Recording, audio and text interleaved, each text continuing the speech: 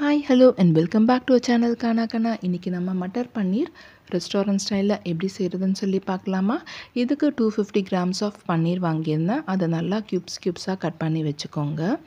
ஒரு பேனை வந்து நல்லா ஹீட் பண்ணிக்கலாம். அது கூட half of the Pattarai add பண்ணிக்க போகிறேன். பட்டர் இல்லைன்னா நீங்கள் நெய் கூட ஆட் பண்ணிக்கலாம்.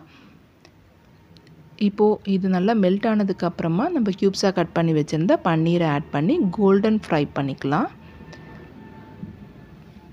கோல்டன் கலர் வந்ததுமே நம்ம இன்னொரு பிளேட்க்கு ட்ரான்ஸ்ஃபர் பண்ணிவிட்டு 2 பெரிய வெங்காயம் 2 பெரிய தக்காளி க்யூப்ஸாக கட் பண்ணி வச்சுருந்ததை ஆட் பண்ணிக்க போகிறோம். ஒரு பச்சை மிளகாய் ஆட் பண்ணிக்கலாம். ஒரு கைப்பிடி அளவு கேஷ்யூ, இதுக்கு தேவையான அளவு சால்ட்டு சேர்த்து நல்லா கலந்து விட்டுக்கலாம். இப்போது இந்த வெங்காயம் தக்காளிலாம் நல்லா குக் ஆகிறதுக்கு நம்ம சிம்மில் வச்சுட்டு ஒரு 3 to 4 மினிட்ஸ்க்கு லிட்டு போட்டு நம்ம க்ளோஸ் பண்ணி குக் பண்ணிக்கலாம். நான் ஒரு 4 மினிட்ஸ்க்கு அப்புறம் ஓப்பன் பண்ணி பார்க்குறேன். தக்காளி எல்லாம் நல்லா சாஃப்டாக குக் ஆகிடுச்சு. ஒரு பிளேட்டில் இதை ட்ரான்ஸ்ஃபர் பண்ணி ஆற வச்சுக்கலாம். ஏன்னா இதை நம்ம நல்லா பேஸ்ட்டாக அரைச்சி எடுக்க போகிறோம். அதே பேனில் மிச்சம் இருக்கிற பட்டரையும் ஆட் பண்ணிக்க போகிறோம். பட்டர் நல்லா மெல்ட் ஆனதுக்கப்புறமா ஒரு பிரியாணி இலை, 3 கிராம்பு, இப்போ இதெல்லாம் நல்லா வறுத்துக்கலாம். 1/2 ஸ்பூன் ஜிஞ்சர் கார்லிக் பேஸ்ட் நல்லா மிக்ஸ் பண்ணிக்கோங்க. 1 ஸ்பூன் ரெட் சில்லி பவுடர், மசாலாஸ் கருகாமல் பார்த்துக்கோங்க, சிம்மில் வச்சுக்கோங்க. 1 ஸ்பூன் ஜீரக பவுடர். இப்போ இது நல்லா கலந்துக்கலாம். மசாலாஸில் வந்து குக் ஆகிறதுக்கு 1/4 கப் தண்ணி ஆட் பண்ணியிருக்கேன். இது நல்லா கொதி வரும்போது நம்ம அரைச்சி வச்சுருந்த பேஸ்ட்டை இதோடு சேர்த்துக்கலாம். இந்த கிரேவியோட கன்சிஸ்டன்சிக்கு ஏற்ற மாதிரி நம்ம தண்ணி ஆட் பண்ணிக்கலாம்.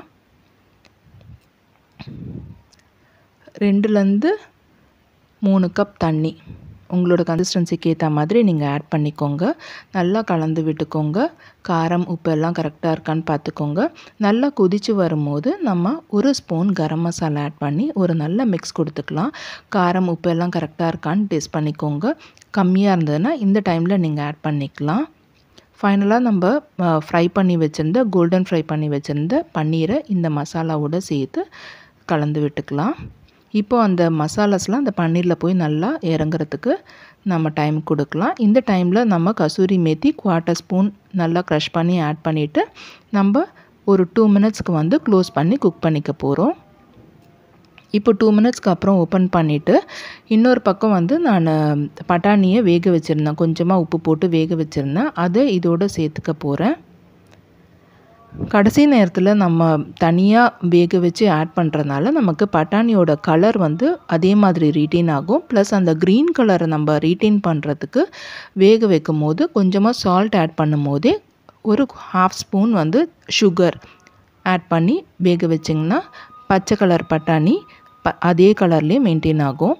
இப்போ ஃபைனலாக நம்ம வந்து ஒரு 2 ஸ்பூன் ஃப்ரெஷ் க்ரீமை ஆட் பண்ணிட்டோன்னா நம்மளுடைய மட்டர் பன்னீர் சுலபமாக ரெடி ஆகிடுச்சு. இப்போ இது எல்லாமே ஒரு நல்ல மிக்ஸ் கொடுத்துக்கோங்க. உங்களுக்கு தேவைப்பட்டதுன்னா கொஞ்சம் கொத்தமல்லியும் மேலே தூவிக்கலாம். அவ்வளோதான். இது வந்து நம்ம சப்பாத்தி, பூரி, பரோட்டா இது எல்லாத்துக்குமே ரொம்பவே ஆப்டாக இருக்கும். கண்டிப்பாக நீங்களும் இந்த ரெசிபியை ட்ரை பண்ணி பார்த்துட்டு எப்படி இருந்ததுன்னு சொல்லுங்கள்.